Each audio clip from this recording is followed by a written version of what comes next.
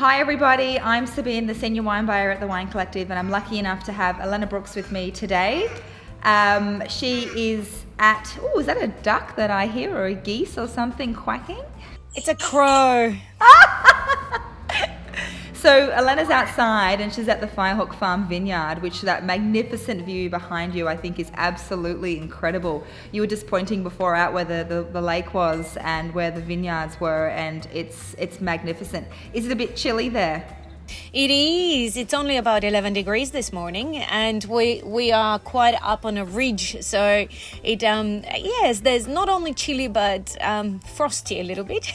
Oh, okay. Yes, and I can see you've got a glass of something in your. What have you got? Totally. Only 9:30 a.m. But what a great time to start with the Red Queen. Oh, wow. What a treat. I wish that I could virtually take some of that. Yeah, I wouldn't dream of starting with anything else, right? A daily routine. I like it. And I hear that you've just won the New World Wine Awards, or the New World Wine Producer of the Year in the UK. Yes, with the and this is mainly with the sommelier, judged by sommeliers, which is incredible. It is an incredible accolade to win, and absolutely surprised by it as such, because we don't expect to be thought of, the funky and new wave. But I suppose we are. In so many ways, I'm so traditional, and in so many ways, I'm so progressive. That I think it covers both channels. I'm very surprised when a wine show like this, which is just so progressive, gives us such an award. Congratulations, that's fantastic. I'm very excited to have you. You're my first female winemaker guest that I've had. So I've done a couple of these videos and they've always been male. So I'm super excited to have you as my as my next guest. All right, what are we talking about except wine? My first question is, how long have you been in Australia for? Oh, goodness me. 22 years now. I am more Australian now than Bulgarian. Yes, that's right. And did you ever plan on coming to Australia? Was that always your dream to make wine in Australia? I was pretty much brought into the wine industry from a 2-year-old. My mom worked in the local state-owned, so my first 10 years of life were in communist Bulgaria kind of a thing. So all the wineries were state-owned, the vineyards were state-owned, as in the government owned them. So I've always played around barrels and vineyards, and in the winery itself. The winery was the size of a city. It had its own doctor, its own choir, its own library, its own living artist that used to paint everything. And so it was my playground by far. And then when communism fell, big companies from the UK used to place Australian winemakers in the winery to make wine for them. And no one really spoke English. The two languages, Russian was the main language that we studied, and then French and German. So no one really spoke English. I had just started learning English as a 11-year-old, and my mom was like, "We don't understand a word they're saying. Can you interpret for us?" So I fell into the wine completely by necessity to interpret for the winemakers and for my mom. And then I really wanted to be an architect as a little one, but I understood wine. I saw it as an art form from very young age, and I'm good at chemistry and biology and these things. And wine was just so easy for me. It was it was just something. It wasn't even a job to be considered. It was in you. It was, yes. So it was very easy. And then when one of the winemakers who has been my mentor for all the years suggested that if I am to study winemaking, I should come to Australia, because Australia has one of the best schools in winemaking in the world. And at age 18 and a half or so, I flew over here and started studying in Adelaide. Well, and quite quickly it was obvious that in order to have a career but also have a family, I had to be my own boss. Yes, yes. So Dandelion was born from that necessity of, of having a family, having the career, having it all, having the most amazing vineyard in McLaren Vale. And also the company now is literally all women. We probably have a couple of guys that are that work with us, my husband for one, and it has happened accidentally. But we're all mums. We all have kids. The youngest at the moment is 1 year of age, and the oldest is, I think, about 15. And yeah, we work together around the family. That's truly incredible, because then you can actually be flexible when you've got, you need to be in the vineyard, you need to be in the winery, you need to be dropping kids to school.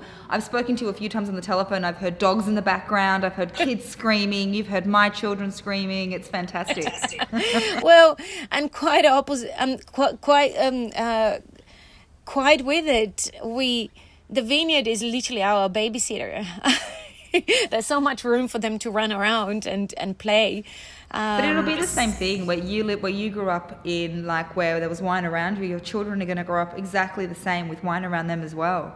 So it'll be interesting to see which of them get the wine bug and want to continue.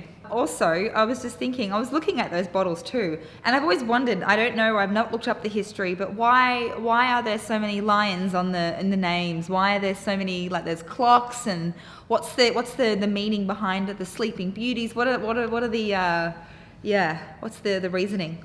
Well, the dandelion was the logo as such was born from a couple of different reasons. One was because we've got dandelions through the vineyards, especially in Adelaide Hills in our cooler vineyards. Yeah.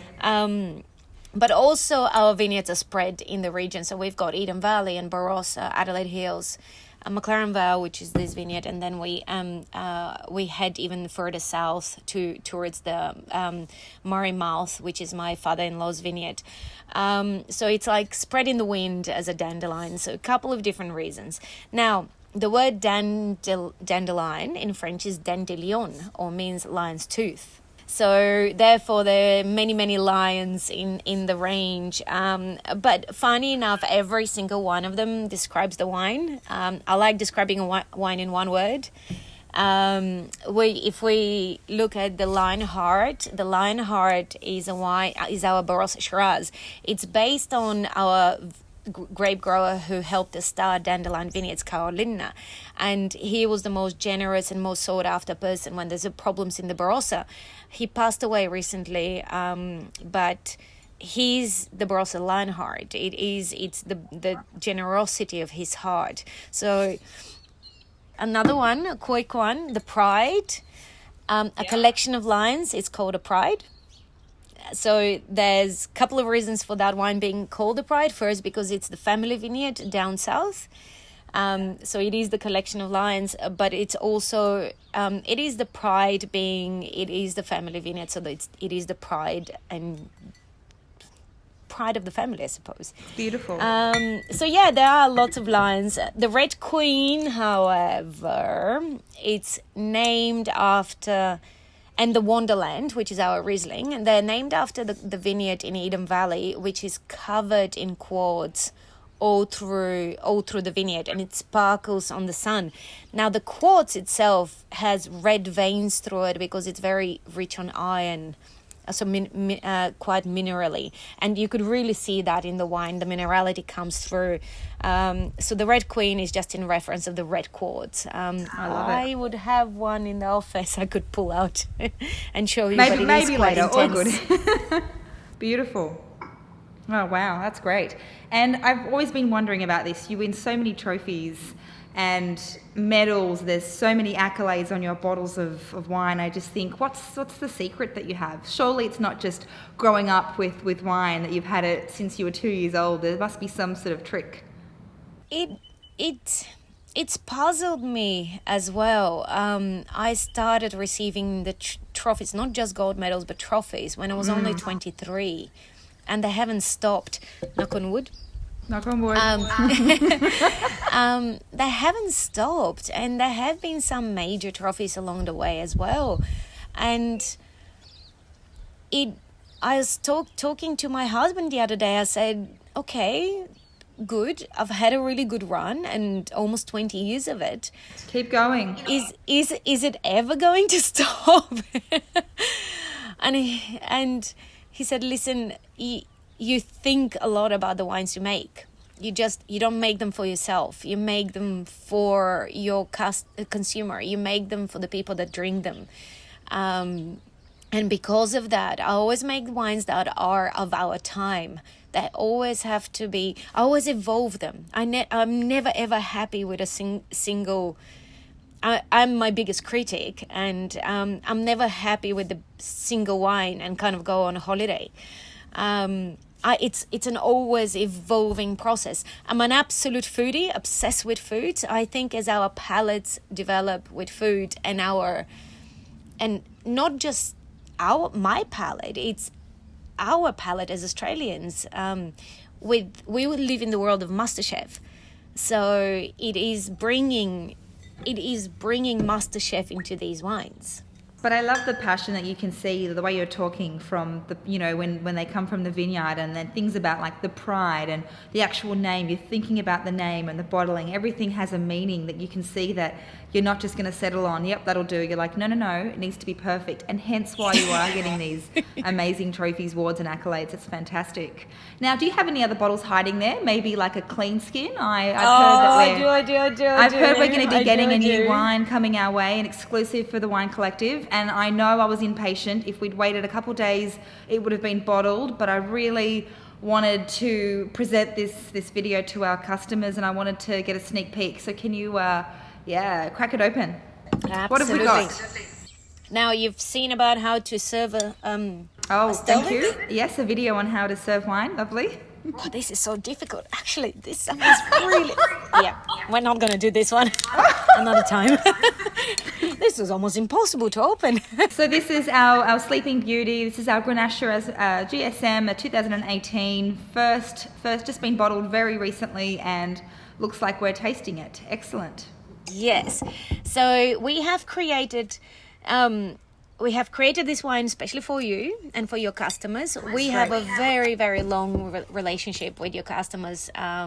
It is the heart of this wine is the menagerie of Dandelion Vineyards. So beautiful 70, 80-year-old bush vine Grenache from the Barossa. Amazing structure of the wine. We do it with a little bit of whole bunch for herbaceous characters. So about 20% of it is whole bunch fermentation. The whole bunch kind of adds a bit of sprinkle of thyme and oregano into the blend. The way I see the menagerie and the Sleeping Beauty, these are the most perfect wines for Italian food. I know it is a French blend, a French kind of varietal blend, but the way we put it together is with the rich tomato sauce with the sweetness, with a little bit of sprinkle of oregano and thyme, and then the garlic goes into it. So it tastes like that, and it is perfect like that as well. Or any meats with marinades, because the acidity and the herbaceousness from the Grenache cuts through the marinades of the meats. So this is one of my favorite wines for that kind of food. Yum. Now, the difference with the Sleeping Beauty is where it comes into its own is a little bit more intense. So a bit more dark in color, a little bit more French oak. So it stays in barrels, only French barrels for a little bit longer.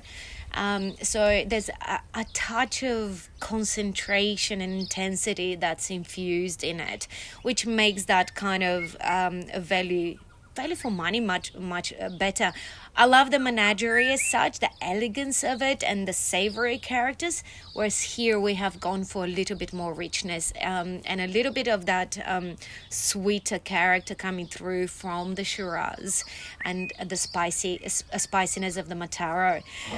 Color is still lighter, it's still a Grenache color, but it's got this amazing purple hues that come through it from the Shiraz. I think that we'll be getting this wine in about another week or so, or maybe 2 weeks. I can't wait. So yeah, we tasted it recently when it was in a fresh sample, and it was excellent. I can't wait to see it labelled and all ready to go. I was just going to ask, you make wine elsewhere besides Australia, don't you? So you make wine in other parts of the world. In my youth, I made wine in Italy, but we also make wine in Spain. We have a wine company, a brand as such, called Cieni Pico, or Cieni Pico without the lisp, and it means, in translation, it means 100 and a bit, because every time we ask a grape grower, how old is this vineyard? It's magnificent vineyards. And they're like, oh, I don't know, Cieni Pico. And we're like, okay, that's a great name. Very precise.